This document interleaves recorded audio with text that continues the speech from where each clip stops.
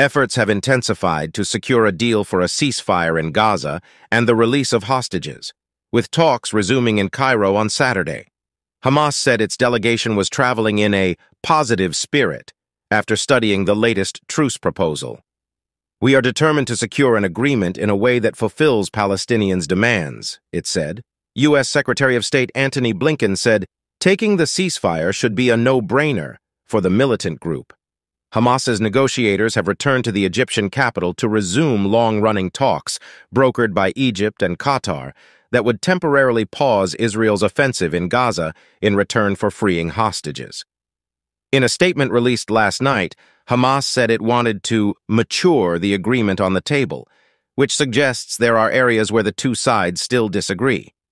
The main issue appears to involve whether the ceasefire deal would be permanent or temporary. Hamas is insisting any deal makes a specific commitment towards an end to the war, but Israel is reluctant to agree while the group remains active in Gaza. It's thought the wording being discussed involves a 40-day pause in fighting while hostages are released, and the release of a number of Palestinian prisoners being held in Israeli jails.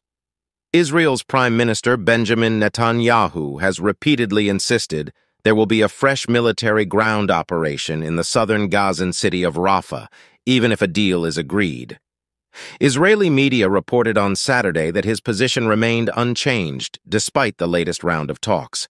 But the U.S., Israel's biggest diplomatic and military ally, is reluctant to back a new offensive that could cause significant civilian casualties, and has insisted on seeing a plan to protect displaced Palestinians first.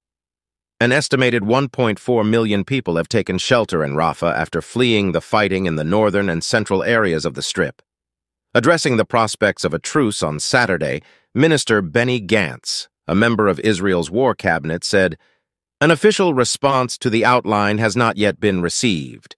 When accepted, the War Management Cabinet will meet and discuss it.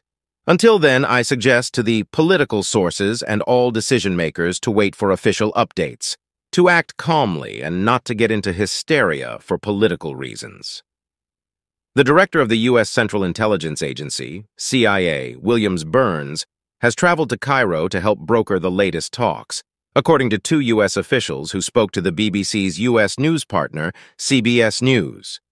Mr. Blinken has also been a key figure in the negotiations and visited Israel again this week to meet Mr. Netanyahu.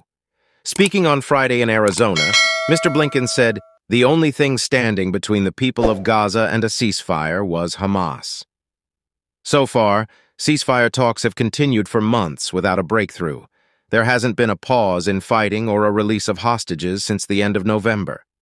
There have been moments in that time where a new agreement has seemed imminent, but a deal has fallen apart before it could be signed. Even in this latest round of discussions, caution is needed. A source familiar with the talks told the BBC that the negotiations remained complex, and any breakthrough could still take several days. A source told the Washington Post that the U.S. had urged Qatar to expel Hamas's political leadership if the group continued to reject a ceasefire. The war began after Hamas and other Palestinian militant groups attacked villages and military bases in southern Israel, killing at least 1,200 people and taking more than 250 hostages. During the subsequent Israeli military campaign in Gaza, 34,654 Palestinians have been killed and 77,908 wounded, according to figures from the Hamas-run health ministry. Kindly like, subscribe, and share your thoughts in the comments section.